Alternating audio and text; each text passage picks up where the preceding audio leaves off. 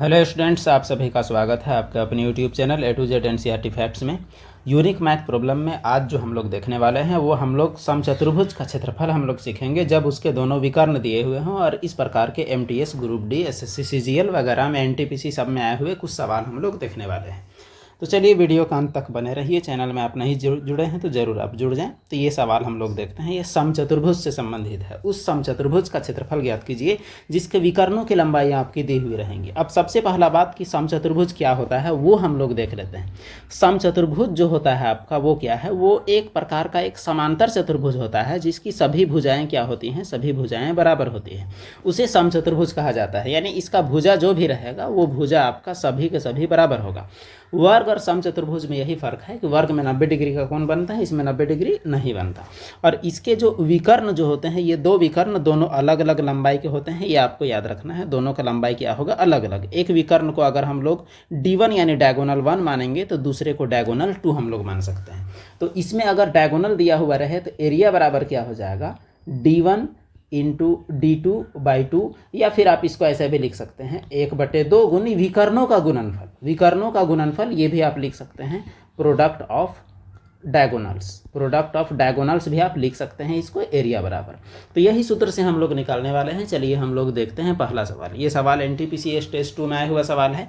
सवाल में साफ साफ कह रहा है कि समचतुर्भुज का क्षेत्रफल ज्ञात कीजिए जिसके विकर्णों की लंबाइयाँ दी हुई है। तो इसका एरिया क्या हो जाएगा, तो एरिया क्या होता है, एरिया आपका D1 इंटू D2/2 हो जाएगा। तो D1 का मान क्या है, D1 का मान है आपका 48 और D2 क्या है, तो D2 आपका है 64। फोटो बनाने का ज़रूरत इसमें बिल्कुल भी नहीं है। और बटे में क्या आ जाएगा, 2 आएगा।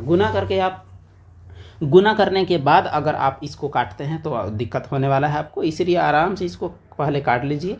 2 या 6 और 2 दूनी 4। तो यहाँ पर आपका क्या हो जाएगा, यहाँ पर आप देख सकते हैं कि यहाँ पर 48 गुनी 32 हो रहा है। यूनिट डिजिट का कॉन्सेप्ट यहाँ आपको काम नहीं करने वाला है क्योंकि सब में आपका लास्ट में 6 है, इसलिए यूनिट डिजिट तो आप भूल जाइए। चुपचाप से इसको आप गुना करिए और कोई विकल्प नहीं है। जितना जल्दी आप डिसीजन लेंगे उतना ज़्यादा अच्छा है। तो 2 से गुना करिएगा, 48 दूनी क्या हो जाएगा 96। 3 से करिएगा तो 3 8 क्या हो जाएगा 24 और 3 चौके 12 और 2 क्या 14।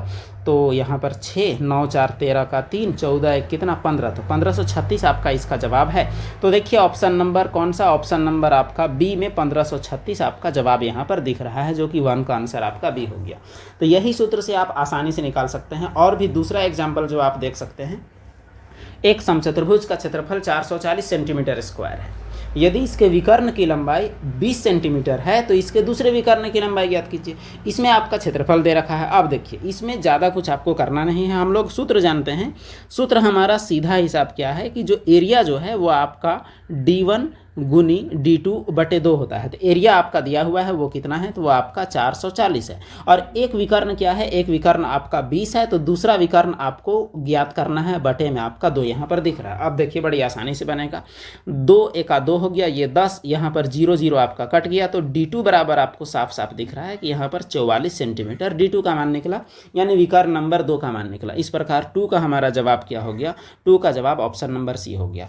तो यहाँ पर 2 टाइप आपका हुआ, एक विकर्ण दिया हुआ रहेगा तो, और एक आपका एक विकर्ण निकालने वाला। तीसरा सवाल आप देखेंगे, इसमें भी आपका क्या है, एक विकर्ण का लंबाई दिया हुआ है, दूसरे विकर्ण का ज्ञात करना है, क्षेत्रफल दिया हुआ है। वीडियो को पॉज करिए और इस सवाल को बनाने का प्रयास करिए। अगर आप बना लिए हैं तो इसका आंसर आपको केवल बता दिया जाएगा ताकि आपका टाइम भी बचे वीडियो में, क्योंकि बनाना कहीं ना कहीं आप ही को है। इसका जवाब आपका आ जाएगा यहाँ के आधार पर 30 आपका आ जाएगा, या 15 आपका आ जाएगा। ऑप्शन नंबर सी आप जरूर आप देख लें।